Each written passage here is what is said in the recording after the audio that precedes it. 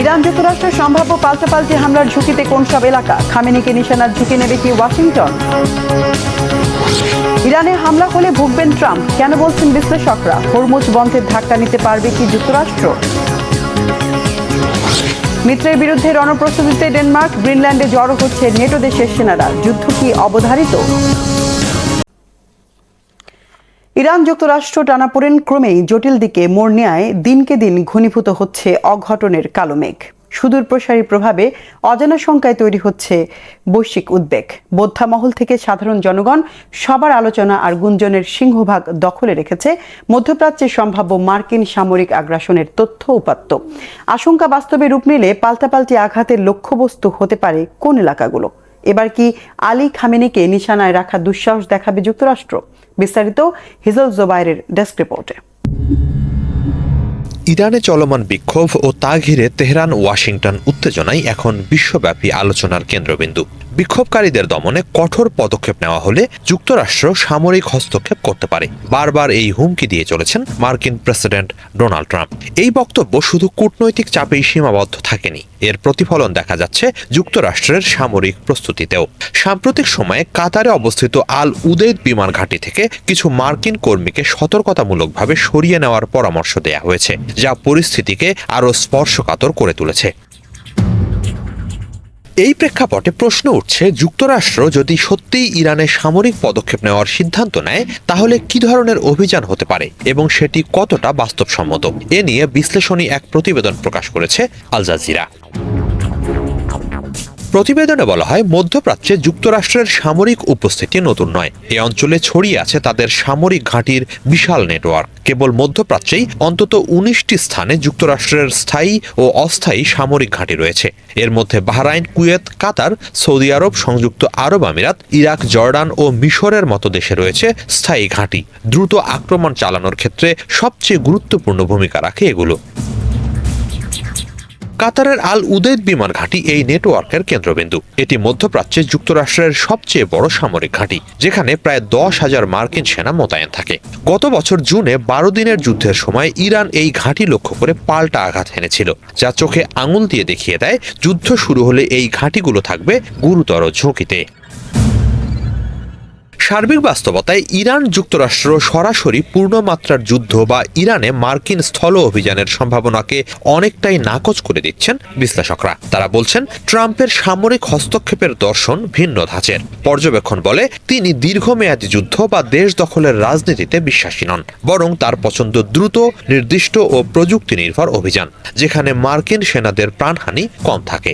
অতীতে বাগদাদের ড্রোন হামলায় ইরানের শীর্ষ সামরিক কমান্ডার কাসেম সোলাইমানিকে হত্যা কিংবা ভেনেজুয়েলায় হঠাৎ অভিযান চালিয়ে মাদুরোকে অপহরণ এই কৌশলেরই উদাহরণ।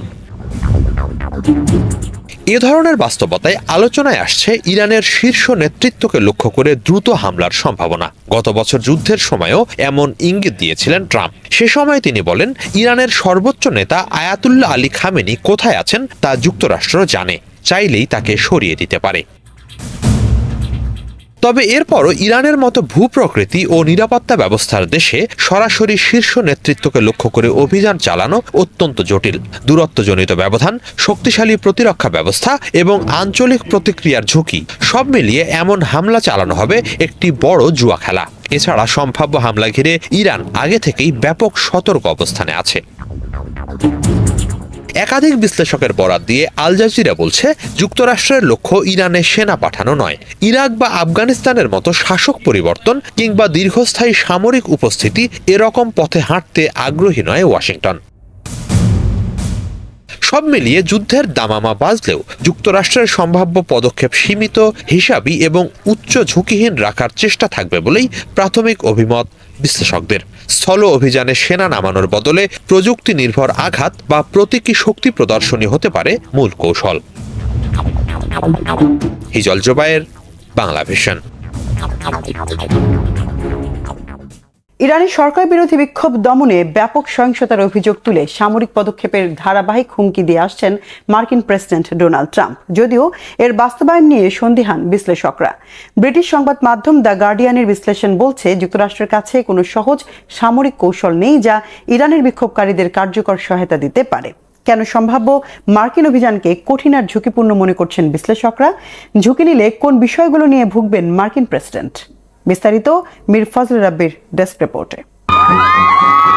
ইরানের সরকার বিরোধী আন্দোলন এবং অস্থিরতাকে কেন্দ্র করে সামরিক পদক্ষেপ নেওয়ার হুমকি দিয়েছেন মার্কিন প্রেসিডেন্ট ডোনাল্ড ট্রাম্প। কাতার ও বাহরাইনের মতো মধ্যপ্রাচ্যের মার্কিন ঘাঁটিগুলো থেকে সেনা সদস্যদের সরিয়ে নেওয়া হয়েছে, যা অনেক বিশ্লেষকের মতে ইরানের ওপর একটি বড় ধরনের বিমান বা মিসাইল হামলার পূর্ব প্রস্তুতি। তবে মুখে হম্বিতম্বি করলেও বাস্তবে এমন কিছু করা তার জন্য বেশ কঠিন বলেই মনে করছেন বিশ্লেষকরা। ব্রিটিশ সংবাদ মাধ্যম দ্য গার্ডিয়ানের বিশ্লেষণ বলছে, যুক্তরাষ্ট্রের কাছে এমন কোনো সহজ সামরিক কৌশল নেই যা ইরানের বিক্ষোভকারীদের কার্যকরভাবে সহায়তা করতে পারে। 13 জানুয়ারি প্রকাশিত সেই বিশ্লেষণধর্মী নিবন্ধে দাবি করা হয়, ওয়াশিংটন থেকে হুমকি দেওয়া যতটা সহজ, তেহরানের দুর্ভেদ্য পাহাড়ি খাজে আঘাত হানা তার চেয়েও অনেক কঠিন। মধ্যপ্রাচ্যে বর্তমানে যুক্তরাষ্ট্রের কোনো বিমানবাহী রণতরী মোতায়েন নেই। ফলে ইরানে হামলা চালাতে হলে যুক্তরাষ্ট্রকে কাতার, বাহরাইন, ইরাক, সংযুক্ত আরব আমিরাত, ওমান কিংবা সৌদি আরবের ঘাঁটিগুলো ব্যবহার করতে হবে। তবে এমন কিছু করলে ঘাঁটিগুলো ইরানের পাল্টা আঘাতের ঝুঁকিতে পড়বে। ট্রাম্পের জন্য আরেকটি বিকল্প হতে পারে গত জুনে ইরাকের ভূগর্ভস্থ পারমাণবিক স্থাপনায় চালানো দূরপাল্লার B-2 বোমারু বিমানের মতো অভিযান। তবে ঘনবসতিপূর্ণ এলাকায় এমন হামলা ভয়াবহ মানবিক বিপর্যয় ডেকে আনতে পারে। এছাড়া যুক্তরাষ্ট্র আসলে কোথায় আঘাত হানবে সেটিও একটি বড় প্রশ্ন। বিক্ষোভ এবং সরকারের দমনপীড়ন সারা দেশে ছড়িয়ে থাকায় সুনির্দিষ্ট লক্ষ্য নির্ধারণ কঠিন। ফলে ভুল লক্ষ্যবস্তুতে হামলা হলে উল্টো চাপের মুখে পড়তে পারে মার্কিন প্রশাসন। ইরানের সর্বোচ্চ নেতা আয়াতুল্লাহ আলী খামেনিকে লক্ষ্য করে সরাসরি হামলার কথাও আলোচনায় রয়েছে। তবে এটি আন্তর্জাতিক আইন ও আঞ্চলিক স্থিতিশীলতার দিক থেকে ভয়াবহ পরিণতি ডেকে আনতে পারে। এমনকি খামেনির উত্তরসূরির তালিকাও প্রস্তুত রাখা হয়েছে। ফলে খামেনি মারা গেলে সরকার পরিবর্তনেরও নিশ্চয়তা নেই। তবে বিশ্লেষকদের অনেকে মনে করছেন, ইরানের সরকার বিরোধী বিক্ষোভ এবারের মতো কিছুটা স্থিমিত হলেও তা একেবারে শেষ হবে না। নীতিগত পরিবর্তন না হলে বারবার এমন বিক্ষোভের মুখোমুখি হবে দেশটি। ইরানের এবারের বিক্ষোভ আগেরগুলোর চেয়ে ভিন্ন। বর্তমান সরকার সাধারণ মানুষের মৌলিক চাহিদাগুলো মেটাতে ব্যর্থ হয়েছে। সাধারণ নাগরিকরা অতিষ্ঠ হয়ে পড়েছে। তারা এখন গণতান্ত্রিক অধিকারের চেয়ে খাবারের জোগান নিয়ে বেশি চিন্তিত। যে অর্থনৈতিক সংকটের কারণে এই বিক্ষোভ শুরু হয়েছে তা সমাধান করতে হলে এমন কিছু নীতির পরিবর্তন দরকার যা করার মতো ক্ষমতা এই সরকারের নেই। তাই তাদের কাছে কোনো স্থায়ী সমাধানও নেই। তারা যদি এই বিদ্রোহ দমনও করে ফেলে, তবে 2-3 মাস পর বা ভবিষ্যতে কোনো এক সময়ে এটি আবারও ফিরে আসবে। নীতিগতভাবে বড় কোনো পরিবর্তন না এলে এই বিক্ষোভ বারবার ফিরতে বাধ্য। ইরানের বর্তমান পরিস্থিতি যুক্তরাষ্ট্রকে জটিল এক সমীকরণের সামনে দাঁড় করিয়ে দিয়েছে। ওয়াশিংটন যদি কেবল মনস্তাত্ত্বিক চাপ সৃষ্টি করতে চায়, তবে সেটি ইরান সরকারকে থামানোর জন্য যথেষ্ট নাও হতে পারে। আবার যদি সত্যি কোনো হঠকারী সামরিক পদক্ষেপ নেওয়া হয়, তবে তা হিতে বিপরীত হওয়ার ঝুঁকিই বেশি।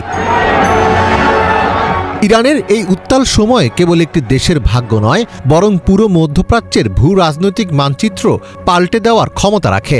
সংকটের মূলে থাকা সেই অর্থনৈতিক হাহাকার যদি প্রশমিত না হয়, তবে সাময়িকভাবে রাজপথ শান্ত হলেও আগ্নেয়গিরির ভেতরের লাভা ঠিকই ফুটতে থাকবে।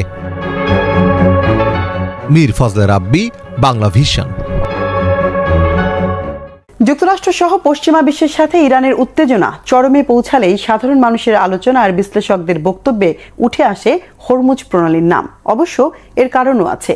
এই হরমুজ প্রণালী বন্ধের হুমকি শুধু নয়, 80-র দশকে কৌশলগত এই অস্ত্রের কার্যকর ব্যবহারের নজির রেখেছে তেহরান। এই প্রণালী অচল হলে বৈশ্বিক বাণিজ্যে তোলপাড় ফেলা পরিস্থিতি তৈরি হওয়া শুধু সময়ের ব্যাপার। কি এই হরমুজ প্রণালী? কেন এটি বন্ধের হুমকিতে আতঙ্ক ছড়ায় বিশ্বময়?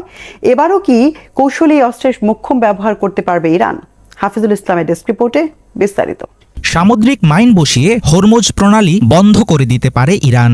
দেশটিতে মার্কিন হামলার হুমকির মুখে আবারও উত্তেজনার কেন্দ্রে পৃথিবীর সবচেয়ে গুরুত্বপূর্ণ এই জলপথ। পারস্য উপসাগরের বিখ্যাত চ্যানেলটি দিয়ে পরিবহন করা হয় বিশ্বব্যাপী অপরিশোধিত তেলের 5/1 ভাগ। মাত্র 40 কিলোমিটার প্রশস্ত খাল দিয়ে প্রতিদিন আনা নেওয়া করা হয় প্রায় 2 কোটি ব্যারেল তেল। এই সমুদ্রপথ বন্ধ করে দিয়ে আন্তর্জাতিক জ্বালানি বাজারের গলা চেপে ধরতে পারে ইরান।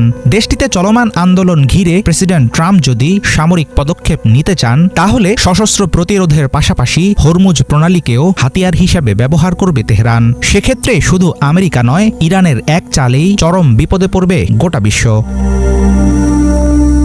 ভেনেজুয়েলার তেল দখলে নিয়ে হরমুজ প্রণালীর উপর নির্ভরতা কমাতে চেয়েছিলেন প্রেসিডেন্ট ডোনাল্ড ট্রাম্প, কিন্তু ট্রাম্পের সেই স্বপ্ন সত্যি হওয়ার সম্ভাবনা এখনও অনেক দূরের বিষয়। হরমুজ প্রণালী অন্য আর 10টা জলপথের মতো নয়। পৃথিবীর সবচেয়ে কৌশলগত এই চ্যানেলটি ইরানের নিয়ন্ত্রণে থাকা শক্তিশালী একটি ভৌগোলিক অস্ত্র। যুক্তরাষ্ট্রের প্রায় 11% তেল আমদানি হয় হরমুজ প্রণালী দিয়ে। এই রুটের মাধ্যমে দৈনিক প্রায় 10 লাখ ব্যারেল তেল পায় ইউরোপ।